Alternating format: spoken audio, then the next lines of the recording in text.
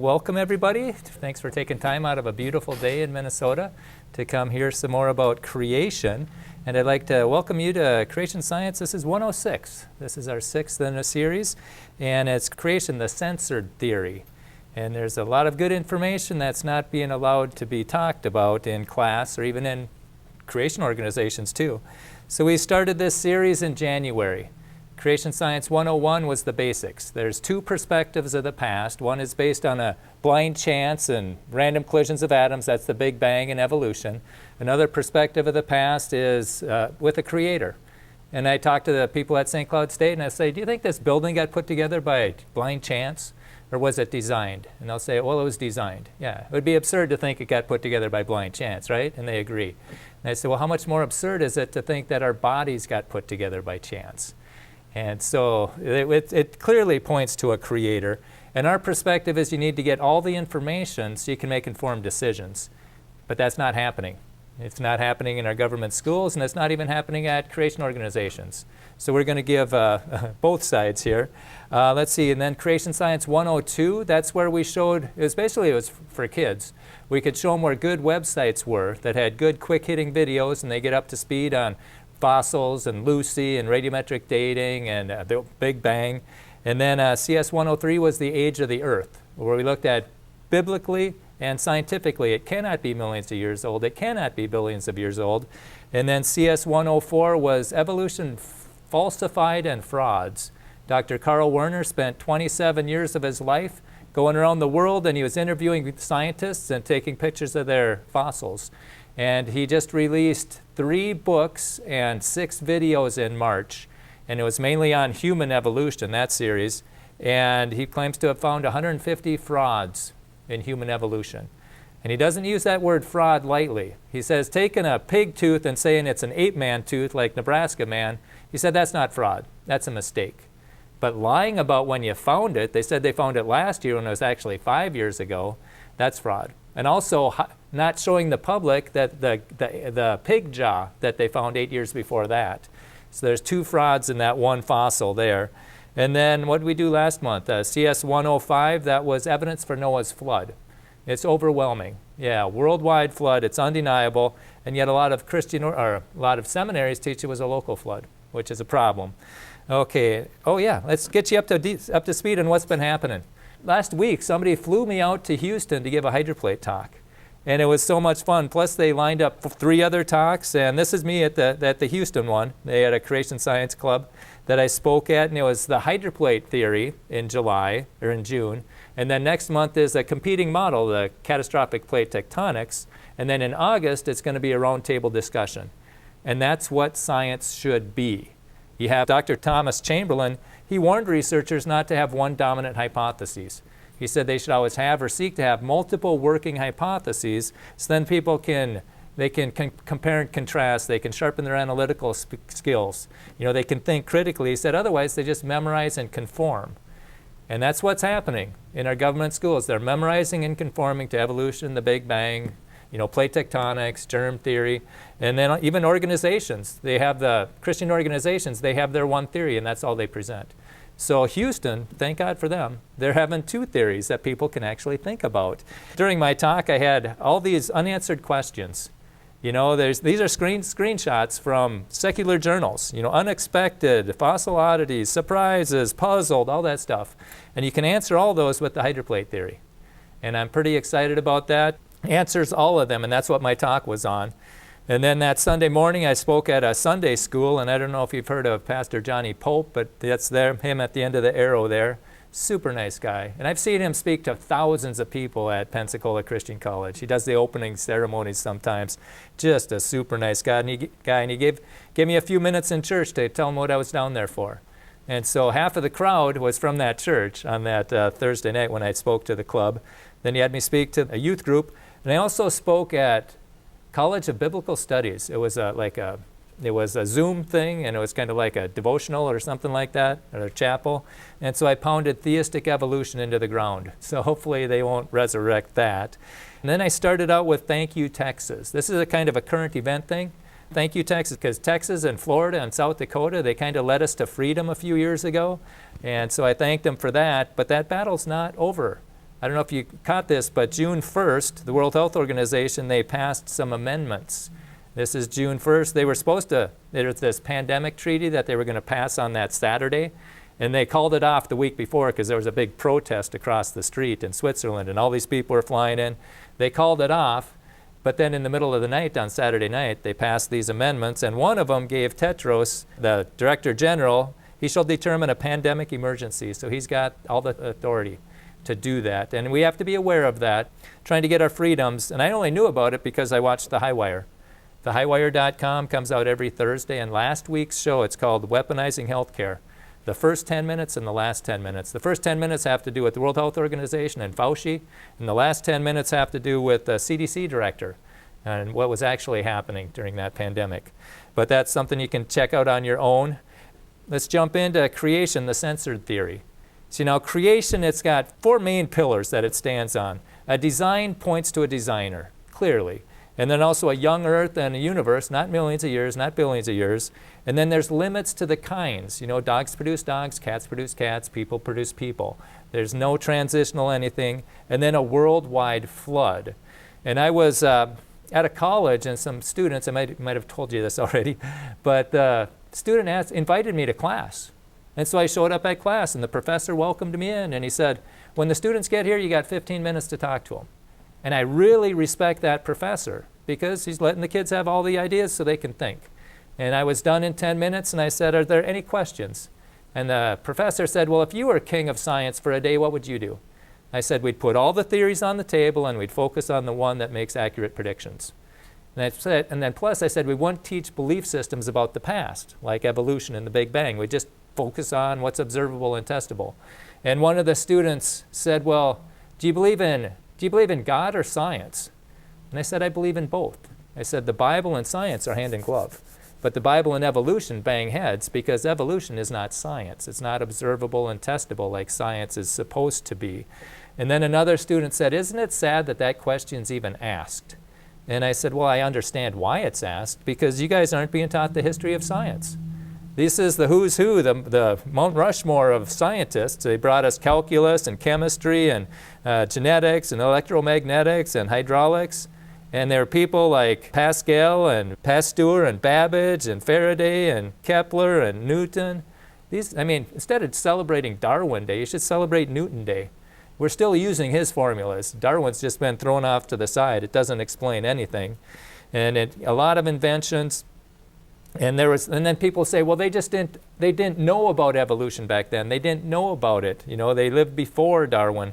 Well, here's some people that lived with Darwin, and they opposed him. Faraday, Pasteur, Joule, Kelvin, Lister, Carver. And then I told them, too, that there was Matthew Murray. We'll get to that. I think that might be this one. Matthew Murray. He said he found oceanography because the Bible said there were paths in the sea. He said, well, if God says in Psalm 8:8, he said, if there's paths in the sea, I'm going to find them. And he did. He found the ocean currents. And it saves the shipping industry millions, billions of dollars. And then I also told them about George Washington Carver.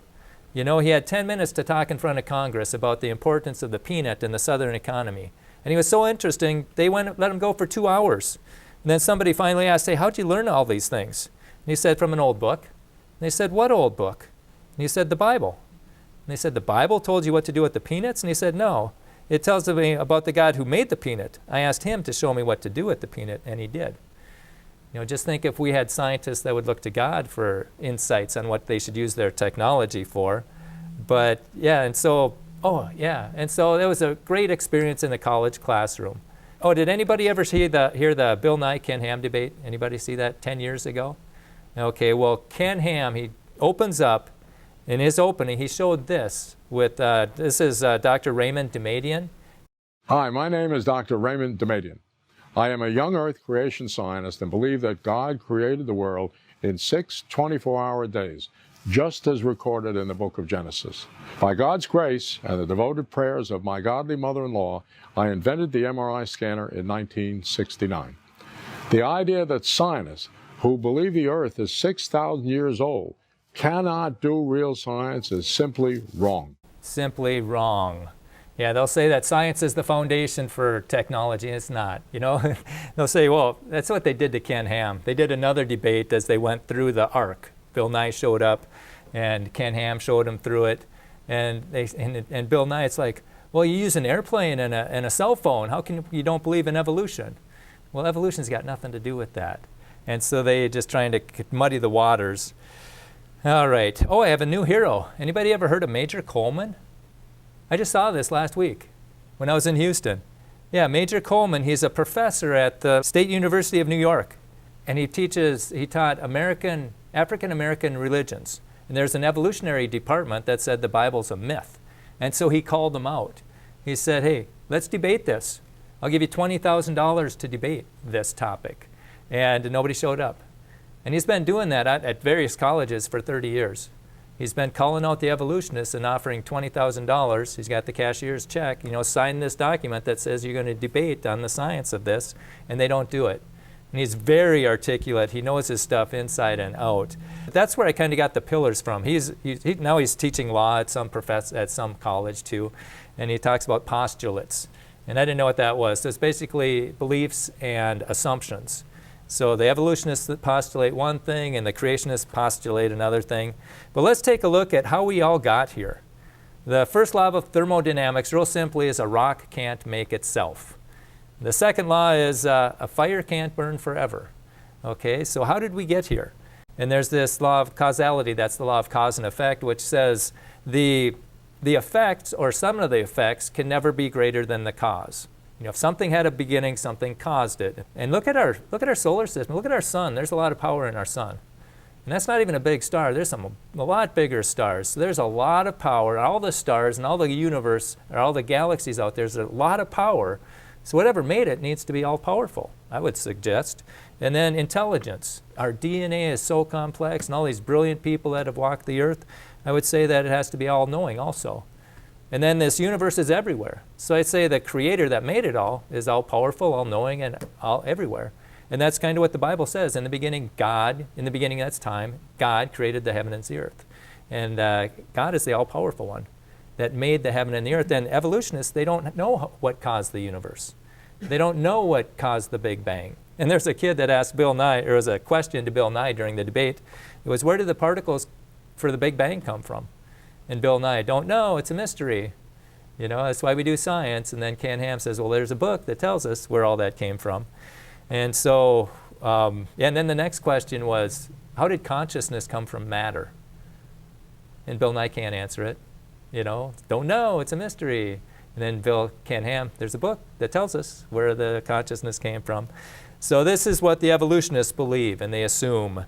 They believe, this is their pillars, blind chance. Everything came about by blind chance and random collisions of atoms. There's no designer. We're just a pale speck. The Earth is just a random chunk of rock in the universe. Then life from non-life, never been observed, never been documented. And then a single living cell turns into all the plants and animals and people that have ever lived. That's what their foundation is. And then minor changes lead to macroevolution.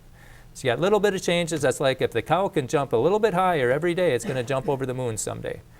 No, there's limits to this. And it's never been observed. Now, is that a good perspective of the past? I would say no. And there's another perspective of the past with the creationist where it says a design points to a designer, clearly. And also the earth is young and the universe is young. It's not millions of years and billions of years. And we talked about that in CS 103. And then there's limits to kinds. Dogs produce dogs, cats produce cats. And then there was a worldwide flood. And clearly, that perspective of the past fits what we see all around us. We never see something producing something other than their kind. And so let's start with the anthropic principle. That means like everything was designed for Earth. It's in a special place. And this is theoretical physicist Stephen Hawking. And like Bob Enyart would say, emphasis on the theoretical. He says, the remarkable fact that the values of these numbers have been very finely adjusted to make possible the development of life. Well, what numbers is he talking about?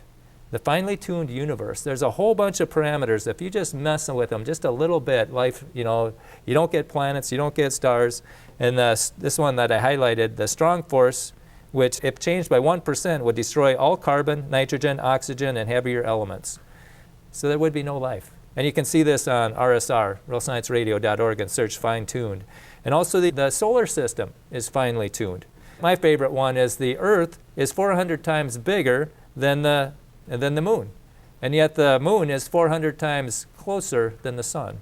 So when you have this eclipse, the perfect eclipse, it's just, we can see the corona effect of it, and we can make some observations there that we wouldn't have. And Earth is the only one that has a solar eclipse like that. And what does Isaac Newton say? He's probably the greatest scientist that ever lived. He said, "Atheism is senseless. When I look at the solar system, I see the Earth at the right distance from the sun to receive the proper amounts of heat and light. This did not happen by chance." Yeah, that's called the Goldilocks. It's in the not too hot, not too cold. It's just right. And then he also said, "Gravity explains the motions of the planets, but it cannot explain who set the planets in motion." There's incredible balance, incredible framework. And there was one atheist, he said, a Russian, I think, he said, "Either there is a God or there isn't." And he said, either way is frightening. Either somebody's in control and we're going to answer to him. That could be frightening. Or nobody's in control and we're just zipping around the universe at 66,000 miles an hour or whatever. That could be frightening also. All right, going back to design. If you saw this on the beach, would you think this just happened by chance? You think the wind and the waves and everything put that together? No, obviously somebody made that. And there's another one somebody made. And then what if you saw this? There's information in the sand. Did that happen by chance? Clearly no. Now we just stepped up complexity another notch with information. And it's something you can ask the evolutionists, hey, where did information come from? Because they say all there is matter and energy. Well, information is none of that. And that information comes from an intelligence. And so this is my son on the beach. If you were there, would you think those umbrellas or buildings had evolved, just got there by chance? No, it's absurd. And yet my son, which is way more complicated than those umbrellas or buildings, they want us to think that he came about by chance. See, what did Fred Williams say? Evolutionists live in a constant state of hypocrisy. They believe one thing and something totally different at the same time. All right, the appearance of design. This is Richard Dawkins. He said, "Biology is the study of complicated things that have the appearance of having been designed with a purpose." So they look like they've been designed with a purpose, and they say, no, that's just the appearance of design. Well, I would say the appearance of design points to a designer. And this is kinesin, the workhorse of the cell. And how would this happen by chance? Cells are full of specialized components that perform functions vital to their existence. But how do these components get to the right locations inside the cell to perform their functions? For larger components, a transportation system is needed. Meet the kinesin. Masterpieces of microengineering, kinesins are miniature motorized machines that carry cargo from one part of the cell to another, walking along self-assembling highways called microtubules. And I saw that and it's like, well, how do the microtubules know where to go? And this is happening trillions of times over in your body. All these cells, that's happening. And my son said, well, where does it get the energy to move? And that brings us to ATP synthase. And this is Discovery Science News on YouTube. If you want to see more of this stuff, it's excellent. It's been called one of the wonders of the molecular world, an amazing nanoscale machine. ATP synthase is a high-tech micromolecular power generator inside the cells of your body. It generates adenosine triphosphate, or ATP, an energy molecule that provides fuel that every one of your cells needs to function. Without this fuel, your cells will cease operation, and so will you. And so will you. Did you catch that? Without that, you're going to cease to exist, without ATP. So my question is, how did we live before that happened? The ATP synthase machine has many parts we recognize from human-designed technology. A rotor, a stator, a drive shaft, and other basic components of a rotary engine. The ATP synthase is one of thousands of elegantly designed molecular machines inside your cells that make your life and all known life possible. ATP synthase. an example of intelligent design. Yeah, intelligent design. Multiple parts working together with precision timing for a purpose. That's clearly intelligence. It's like the engine on your car. It'd be absurd to think that got together by chance. And the same thing with our body. And when let's talk about DNA. With our English language, we got 26 letters. We can make about 400,000 words, and we can write a bunch of books with those letters.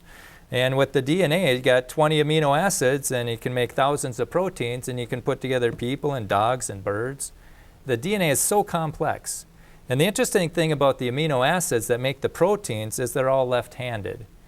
You know, like those amino acids, they can form in two different ways, right-handed or left-handed. And when you're alive, they're all left-handed. But when you're dead, then it breaks down into a 50-50 mix. And it says all amino acids and proteins are left-handed, while all sugars in the DNA and RNA and the metabolic pathways are right-handed. And that's really hard on an evolutionist, and that's what actually convinced this guy. He had a PhD in chemistry, and he has 20-some patents. He's got 20-some years of experience. And he wrote this article for ICR. He says, "Evolution hopes you don't know chemistry. The problem with chirality." He says, "How can random chance natural processes create proteins with thousands of left-handed molecules, and then also create DNA with billions of right-handed molecules? How does that happen?"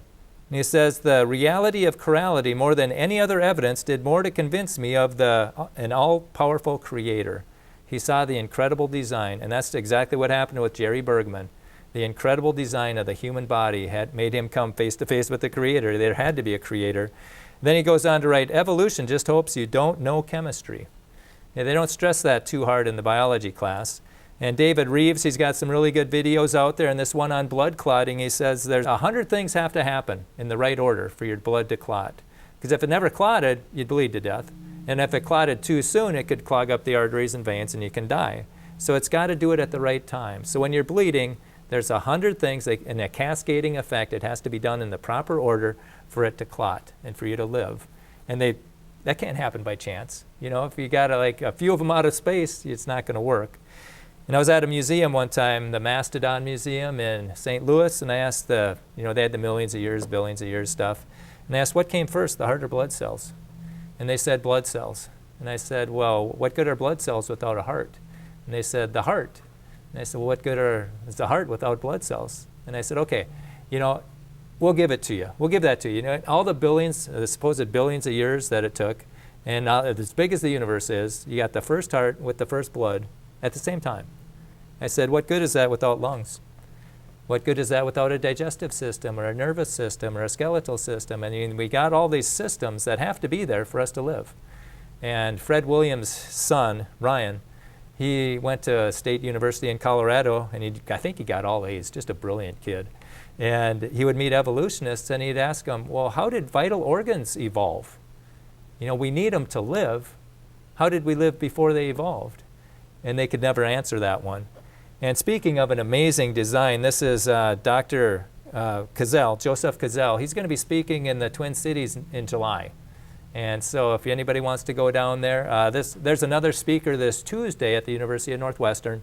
Don Slinger is titled God's Pharmacy. So if you want to see what plants can be used for medicine, he's going to explain it.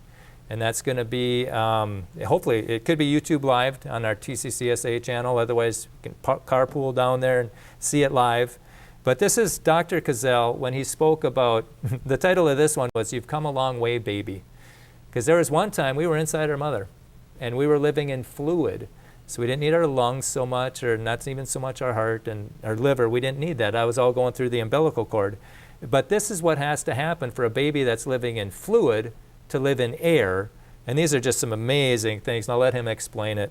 Here's the prenatal with its 3 separate loops. Here's the newborn with the one loop that just goes figure 8, back and forth, body, lungs. What must happen? The ductus venosus, the bypass around the liver, has to close. The umbilical vein closes and the umbilical arteries close. The shortcut through the top half of the heart, through the foramen ovale, has to close. Look at the foramen ovale closing. With that increased pressure, that door is going to slam shut. And it happens just about that fast. It takes a few seconds. Over the next 2 or 3 weeks, cells grow and the thing is sealed shut. What about closure of the ductus arteriosus, that bypass around the lungs? It goes from this big wide artery down to that ligament. It becomes a ligament over the course of the next weeks. So those 5 things have to happen. Yeah, Twin Cities Creation Science Association. So that's what we've done with a bunch of the speakers. We've just put their stuff into a minute, so you can get what the highlights are. And I sent that to my brother who had a dairy farm. And I said, that probably happened in every one of your calves. You know, just they were living in fluid and then they had to live in air. And it's just an amazing design, and it had to happen the first time, because if they're dead, they're not going to reproduce, and that stops evolution right in its tracks. And this is my favorite one. It's the monarch. Whenever I see a monarch, I just stop and watch it, because I think, what an amazing design. And that is evolutionist's worst nightmare, I believe. Because it starts as an egg, turns into a caterpillar, which is like a mouth with legs, a stomach with legs. It can't reproduce. And then it makes a chrysalis and liquefies itself. Just totally, almost dissolves itself, and then comes out as a butterfly, which can reproduce. And so question the evolutionist, how does that happen? It's got to get all the way through the chrysalis to mate. And I'm supposed to believe that all those changes just happened at once, by random chance? There's no way. And then the monarchs too, like the ones in Minnesota, they fly down to Mexico for the winter, and they've never been there. It takes one generation. They're about 4 generations away from Texas, or from Mexico, and they still do that. And it's like, how does that happen by blind chance? And this is Dr. Randy Galuza. He's my favorite speaker because he says such powerful things so gently. I'm not sure how he does it, but he's the president of ICR, and I have so much respect for him, because when he took over, he wrote a letter to everybody in their magazine, Acts and Facts. I think you guys should sign up for that if you haven't. It's icr.org. Sign up for Acts and Facts. And he said that, he's been advised to support the ICR brand. He says, I'm not going to do that. I'm going to support creation. And that's what he does. And he invited some hydroplate people to come in and present the hydroplate. He said, I want to hear what the hydroplate people have to say. I don't want to hear what people have to say about the hydroplate people. And he had all his professors, all his scientists there. He said, I just want them to know what's out there. So then they can see both sides and think for themselves. But he's got this thing called continuous environmental tracking. Or also engineered adaptability. Engineering principles should guide biological research, because there's sensors. Scientists, they reverse engineer stuff, and it points to God. Like Velcro. Anybody know where Velcro came from? That was the cockleburrs. The hooks and stuff. And they've got a lot of stuff like the bullet train. When it come out in Japan, when it would come out of a tunnel, it'd go boom, and it was making up all the dogs and babies and stuff. And this guy is trying to figure it out, and he saw the fisher, it's a bird, dive into the water, and it didn't leave a splash. And so he looked at the nose, looked at the head of the bird and the nose specifically, and now that's what they make the bullet trains out of. They put that nose type thing on the bullet, and it doesn't make that boom anymore. And so they just use God's design. And creationists, therefore, should confidently use engineering-based frameworks to explain biology, because we aren't right now. Engineering principles underlying how human-designed things self-adjust to changing environments are the most accurate way to explain how organisms adapt themselves to such changes. You got a sensor on your car for cruise control. It's adjusting to the environment. But there's sensors on creatures, and I do a whole talk on this called God's Amazing Designs versus Man's Devious Plans. That was at Pikes Peak in Colorado last year. That's on the YouTube channel.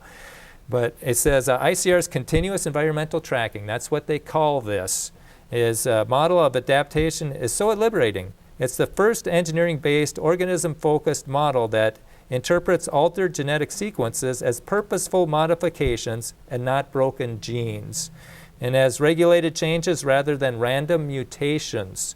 ICR experiments of blind cavefish are confirming our pro-design assumptions, because the evolutionists say that mutations, that's how, mutations change an animal, like these blind cavefish. An evolutionist story would say that, hey, there was these fish, they got caught in a cave, and eyes aren't any good in a cave when it's dark. You could actually die. It scratch them, they get infected. And they go on for how many countless generations, and then there was a mutant that didn't have eyes. And he could survive just a little better than anyone else.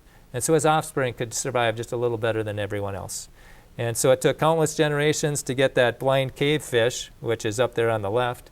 And what they did is they took the blind cave fish and they put it into the sun, and it's got pigment now. And there's other things. There's salamanders and bugs and stuff that do the same thing at the same time. But we'll get to that in a little bit. Dr. Galuzzi said we should evaluate biological organisms using the same engineering principles instead of broken genes. And that's what creationists will say too. You know, this beetle doesn't have wings, you know. Well, that's a loss of information. It doesn't get blown off the island. You know, they always talk about broken genes, but no, Dr. Galuzzi is saying, no, it's designed to adapt to that environment. And then he talks about there's input sensors that are in these creatures and internal programming and output responses. And it happens not only to that blind cavefish, there's 120 species of fish that it happens to, plus salamanders, plus crustaceans and insects. They all lose their eyes, they all lose the pigment. But what's really interesting, and he quoted this journal when I saw him speak. I think this was in Harris, Minnesota. But he said that, he quotes this journal and he said, these fish can go from sighted fish to blind fish in how many generations? Countless, you know? No, it was in one generation. It's not waiting for a mutant to adapt. No, there's sensors in the embryo as it's developing, and it turns things on and off, what they're going to need in the environment.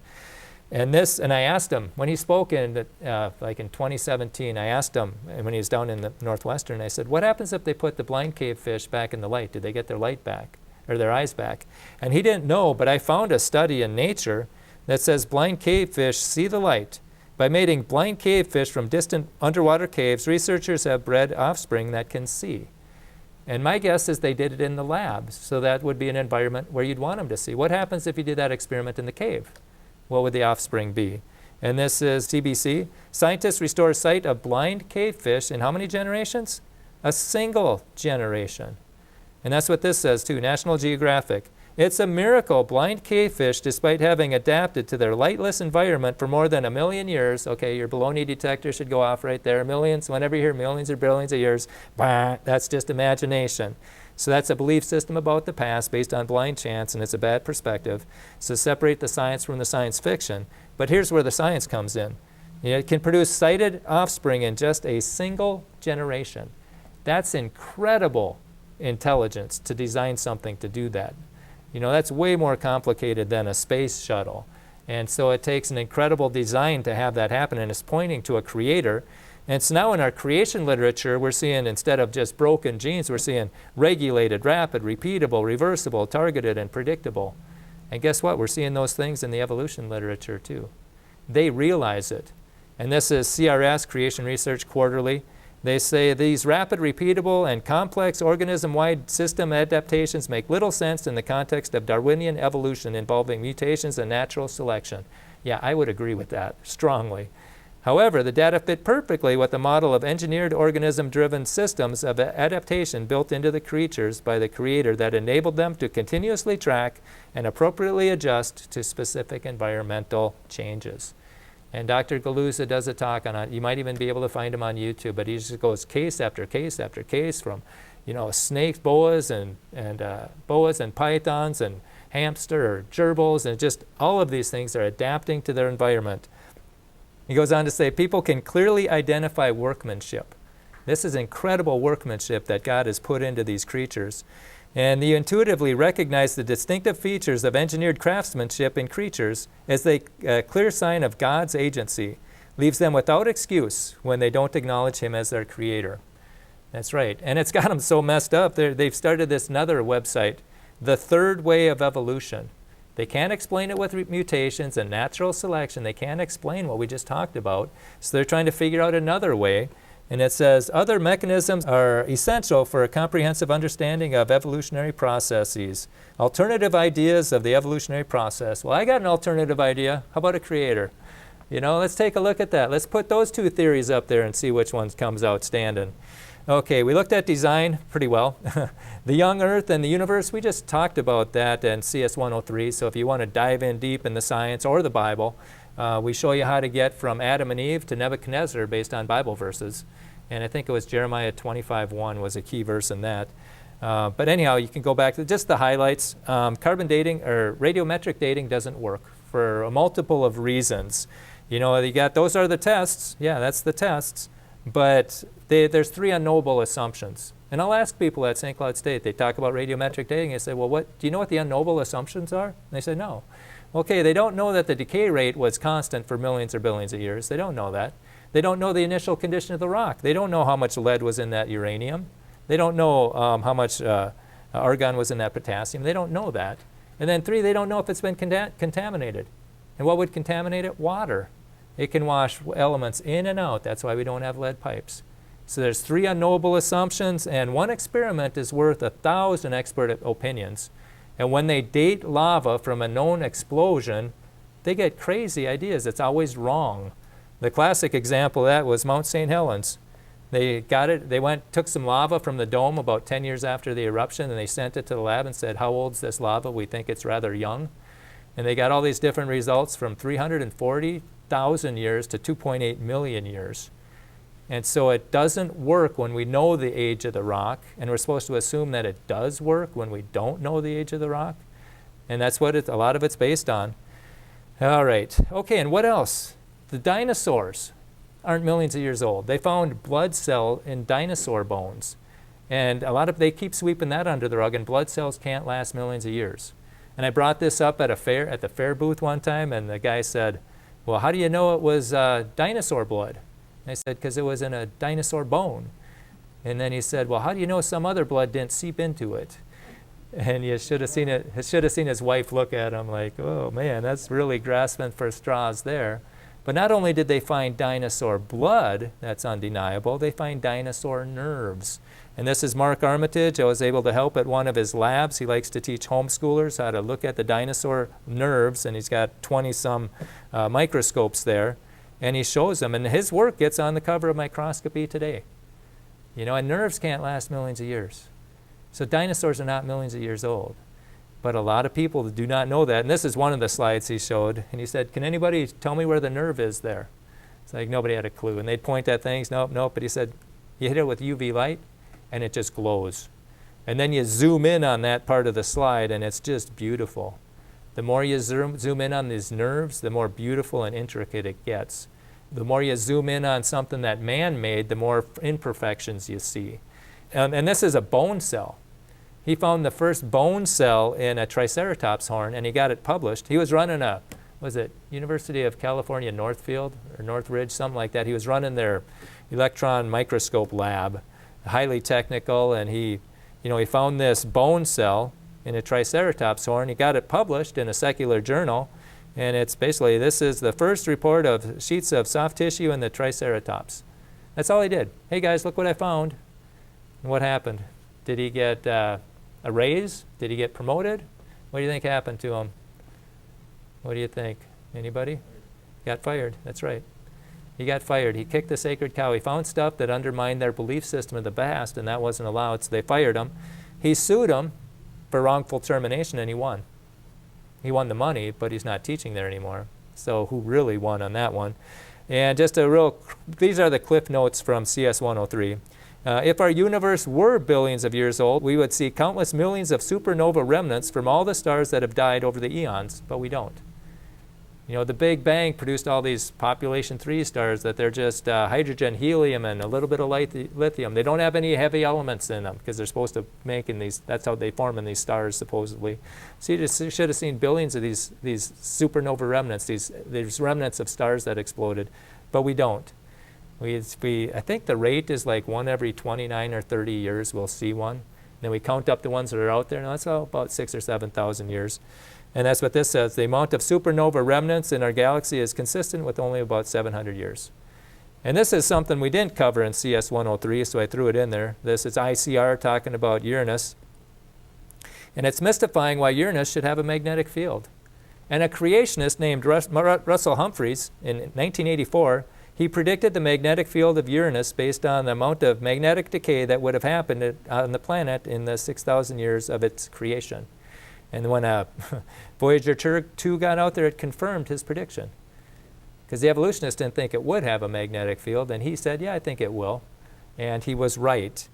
And he says Uranus, and they'll say, well, it must have a dynamo like our Earth has a dynamo to replenish it. But Uranus alone lacks any measurable internal heat, so there's no power source for the dynamo. So a creationist accurately predicted it. Plus, I think the spin on Uranus is like sideways. It's like yeah, that's another thing that they can't really explain. And then Pluto.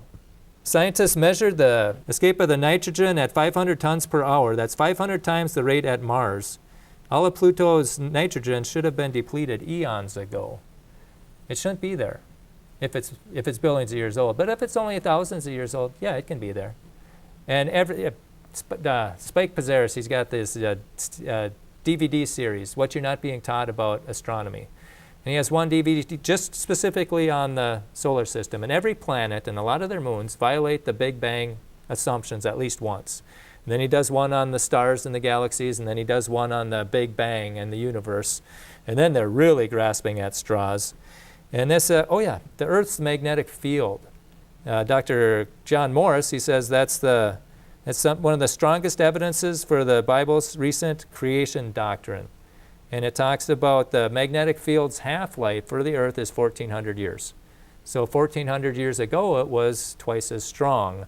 And it talks about 10,000 years ago, it would have been so strong the planet would have disintegrated, its magnetic core would have separated from its mantle. And when I was out in Houston, I was staying with Pete Moore, and he's just brilliant. He's brilliant, and he can communicate. That's a rare combination. You know, it's a really rare combination. I want him to get a Zoom talk next year at Twin Cities Creation Science Association. But he had one of these books. This is from Thomas Barnes, and he used to be the president of ICR. And he crunched the magnetic, you know, if you run the movie backwards for 1,400 years, getting twice as strong, at about 8,000 BC or 10,000 years, you'd have a magnetic star, and about 32,000 years ago, you'd have a white dwarf, and 50,000 years ago, you'd have a pulsar. And nothing's going to evolve on a pulsar. We have not been here millions of years, and he crunched the numbers some more, and he says at about 11,000 years, that magnetic field will be gone. And then there's nothing protecting us from the sun's harmful rays. And then he jumped on this rabbit trail, and I haven't heard anybody talk about this. And he wrote, around 1920, the indoctrination of Einstein's relativity began to dominate physics. It was about that time that it received great fame and acceptance. It was a major factor in the abandonment of sensible cause of phenomena in physics and a rejection of creation as the initial postulate. Okay, and then it goes on. Einstein's relativity is the root of present-day anti-biblical cosmology. And so if anybody, you know, that's just something to consider, because if you only see one side over and over and over again, you're going to think that's true. But you need to see another opposing view and compare and contrast them. And then he wrote this book, Space Medium, The Key to Understanding Physics. And he said, the abandonment of the concept of a medium in space is perhaps the greatest mistake of physicists in this century. And at the bottom he says, high-speed electrodynamics is solvable by means of classical physics with ordinary time and Euclidean geometry. So if you guys understand that, you might want to take a look at it. And then also look into Barry Setterfield. A lot of creationists are really excited about this plasma model of the creation of the universe, because they say the galaxies form just like this model would predict. So Barry Setterfield, this book, Cosmology and the Zero-Point Energy. And then also Plasma Astronomy in the Bible. This is by Barry Setterfield and Ellen McHenry. And they interviewed Joe Sears on Real Science Radio. He had a 4-part show on this, explaining this. And it's still a little bit beyond me. And then, but Pete Moore, who I was staying with, he understands the Setterfield model, and he says, but Setterfield doesn't say what space is. And this guy named Simhoney does. He says this is what space is. So if you want to check those two out, and that's what he might be talking about next year. I'd love to hear that. Okay, so that's the young Earth and the universe. Let's go to limits of kinds. That's another belief system about creationists, because the evolutionists believe that a single living cell turns into everything that's ever lived. One single cell turns into all the plants and animals and people. Okay, that's a big leap of faith there. And the guy who taught me how to do the college ministry, when he'd be talking to an evolutionist, he'd ask him, hey, what denomination of evolution are you? And they'd look at him like, what do you mean, what denomination? He says, well, are you a fundamentalist like Darwin, where you thought it was slow, gradual changes? Or are you a liberal like Goldschmidt, the hopeful monster one, where all the changes happen just like that? You know, you had macro mutations, which made macro evolution, the big jumps. So the first bird came from a reptile egg. You know, are you fundamental, or are you liberal, or are you moderate like Gould and Elridge? They came up with punctuated equilibrium. That's where it wasn't as fundamental, it wasn't gradual, and it wasn't all at once, but it happened so rapidly in certain areas, but the fossil record didn't catch it. So that's what they're doing. They don't have any evidence for any of that. It's all a belief system about the past, and they're really grasping at straws because they don't want to give God the knowledge. Okay, and then let's see. This is the creation orchard, where there's limits to every kind. That's how it is, limits. You know, dogs produce dogs, people produce people, apes produce apes. And that's what we see. And then the worldwide flood. And that's what we talked about last month. You can go into CS 105 and take a look at that. I think, you know, whales on the mountaintops, that's a pretty good indicator. And then also this one, the Zuni mega sequence. You have continental-wide layers of sedimentary rock, and they're also worldwide. How in the world do you get worldwide layers of sedimentary rock? A worldwide flood. And then in these layers, you find fossils. This is a fossil jellyfish at ICR, and they bought that specifically because Darwin said it couldn't happen. He said only the hard parts can fossilize, and that's not true. And with fossils, again, that dead deer on the side of the road ain't turning into a fossil. It's going to get decomposed, it's going to get scavenged, it's not turning into a fossil. The only way a fossil forms is if it's buried rapidly. And it's got to be at least 20 inches thick, otherwise the bugs and worms will destroy it. Okay, so it has to be buried rapidly. You know, and therefore any layer that has fossils in it was laid down rapidly. And that's the millions of years they want you to believe in. This is out in North Dakota. These are petrified trees, pretty big ones. And I think they were floating around after the flood. And then I threw this one in there too. I think this is a good foundational one too. Information. It says that one of the intrinsic characters of life is information. Our DNA is full of information. And the highest information density known to us is that of DNA. How in the world do you get all that information? And this is from Answers in Genesis. It says a single strand of DNA is thousands of times thinner than a strand of hair. One pinhead of DNA could hold enough information to fill a stack of books stretching from the moon to the earth more than 500 times. That's a lot of information.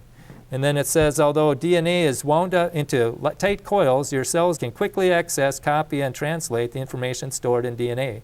DNA even has a built-in proofreader and spell checker that ensures precise copying. Only about one mistake slips through for every 10 billion nucleotides that are copied. And they also have a DNA repair system because it gets ripped apart every day and then the DNA fixes it. So what came first, the DNA or the repair system? You had to have both of them. And then it goes on to say that identical twins have 100% identical DNA, yet they have different fingerprints. So the invisible creator makes it clear that the source of our individuality is not just coded into DNA. We're not just a bucket of molecules, but we are unique persons with souls given to us by the author of life.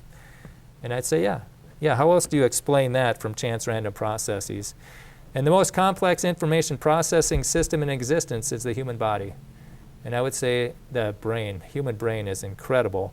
And there's a bunch of things about information, but no information chain can exist without a mental origin. So all this stuff points to a creator. You can't have information without a mind, and that points to the creator. And so which one of these makes the most sense? Blind chance, life from non-life, single cell turns into all life, minor changes lead to macro changes, or design points to a designer, young earth and universe, limits to kinds, worldwide flood, and information. I would submit that the creation design fits the scientific model, and it uses a lot less imagination than evolution. And I touched on this but is that happening today? Are we comparing and contrasting different models? No.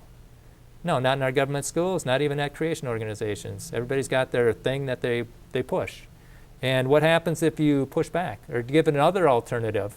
You can go into freescience.today and read about Richard Sternberg, or you can see him on Expelled, No Intelligence Allowed.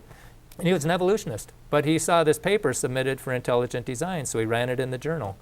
And what happened to him? He got locked out and demoted. And you can read about Roger DeHart, and he's in another movie, not this one, but he has a master's in biology, and he's teaching high school biology, and he noticed there's some errors in the textbooks, so he used some giant scientific journals to help the kids understand what was really happening. And the ACLU freaked out in their school board meetings, and there's, because he's casting shade on evolution. And there was letters to the editors. And what happened to Roger DeHart? He got reassigned to geology, okay? Even though he's got a master in biology. They don't want him to learn biology, they want him to learn evolution. So they put him over in geology and replaced him with a first-year student right out of high school or college who majored in Phi Ed. Yeah, so you can read about that there at freescience.today. Dean Kenyon, he wrote the textbook for college, Chemical Predestination. It was, I think, the #2 selling textbook in the country, if not the world. And a student gave him a book that was written by A.E. Wilder Smith called The Great Creation of Life, The Cybernetic Approach to Evolution. And it refuted, you know, it just kind of dismantled that textbook. And he couldn't refute it. They had valid points, and he became a creationist. And so then they wouldn't let him teach the class, and they had him cleaning test tubes like a lab assistant. So he had to jump through a bunch of hoops to get that back. And also David Coppedge, he was the lead scientist at the Jet Propulsion Laboratory, and for many, many years. And he was also on the board of Illustra Media. That's an intelligent design media place. And I think it was even after work. It wasn't even on hours, business hours. He let a coworker borrow one of those videos, and that coworker complained to his boss. And eventually he was demoted and terminated. And this is Carolyn Crocker. She showed an intelligent design slide in her presentation.